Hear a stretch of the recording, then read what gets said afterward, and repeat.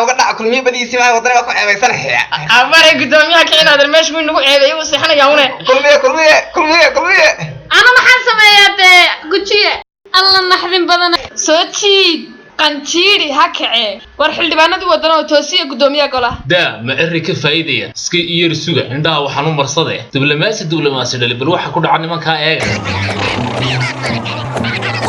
warcirey toos meeshu waa golaha dhexdiisii ma sidana doonaysan dalka ku maamusho الله meeshu leen golihii bayd alla raali haw xilli baan baaray waraaqii meey war joogan ula hadal saxaafada iyaga toosin dooneen war maanta ceeb bay ku dhacdo golihii baan dhaxsay laakiin arintani golaha ceeb kuma hawan ka dhargo waxbay kuma hadhine wadani bay ceeb ku tahay ariya saxaafada maanta maxaad haysan soo day waxa haysan su'aal mudane waxa la sheegay saaka golaha gilgilan mudaharaad xoogan adigina waa dhaxsay xataa arinta maxaa ka jira mudane waad maasantahay waa su'aal wanaagsan balse arinta waxba kama jiraan waxa faafinayay qolooyinka kulima arintaasi waxa dhacayna maaha